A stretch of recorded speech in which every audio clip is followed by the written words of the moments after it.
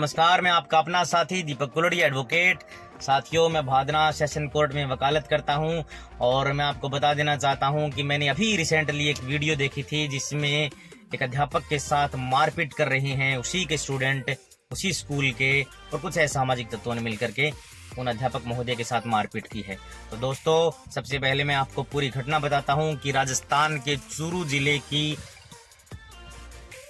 चूरू जिले की तारानगर तहसील में नेठवा नामक जगह पर ये अध्यापक पोस्टेड थे। अध्यापक का नाम है सुरेंद्र कुमार सैनी, जो राजकीय उच्च माध्यमिक विद्यालय नेठवा में अंग्रेजी पढ़ाते हैं, सरकारी अध्यापक हैं। तो मैं आपको दोस्तों बता देना चाहता हूं कि कुछ लोगों ने मिलकर, असामाजिक तत्वों ने और उन्हीं के स्टूडेंट्स ने मिलकर अध्यापक महोदय के साथ मारपीट की थी जब वो शिक्षण कार्य करवा रहे थे। तो दोस्तों, अगर कोई भी व्यक्ति इस तरह का अपराध करता है, इस तरह की घटना करता है, तो उस व्यक्ति के ऊपर आईपीसी की धाराओं के तहत मुकदमा दर्ज किया जा सकता है। जी हाँ दोस्तों, आईपीसी की धारा 332, 353, 147 आईपीसी के तहत मुलजिमान के ऊपर मुकदमा दर्ज किया जाएगा।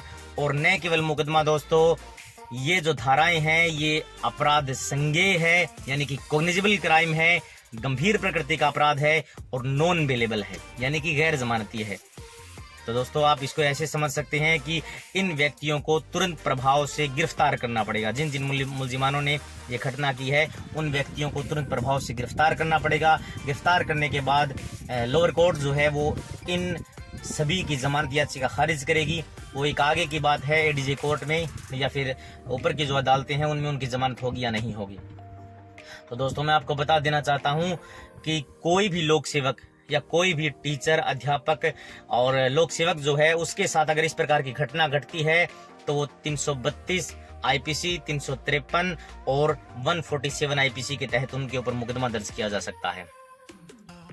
और कुछ लोगों ने मुझसे ये कहा कि जिन लोगों ने मारपीट की है उनमें बच्चे नाबालिग हैं। तो दोस्तों, मैं आपको बता देना चाहता हूं कि अगर नाबालिग वो बच्चे हैं तो उनके ऊपर भी ये मुकदमा दर्ज होगा, उनकी भी गिरफ्तारी होगी, लेकिन उनका ट्रायल जो है वो जुवेनाइल कोर्ट में चलेगा। लेकिन गिरफ्तारी संभवतया उन व्यक्तियों की होगी जिन्होंने अध्यापक के साथ मारपीट की है ड्यूटी के दौरान।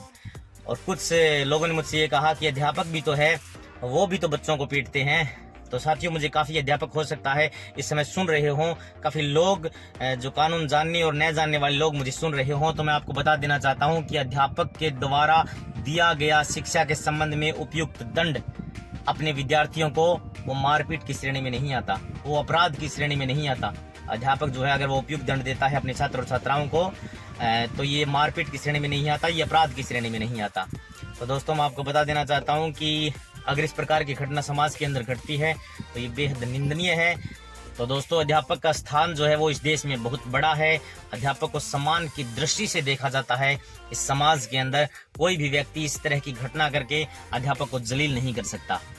अध्यापक जो है, अध्यापक एक ऐसा वृक्ष है जिससे तमाम टहनियां निकलती हैं। मैं अगर आज वकील हूँ तो मैं भी अध्यापक के सानिध्य में पढ़ करके वकील बना हूँ।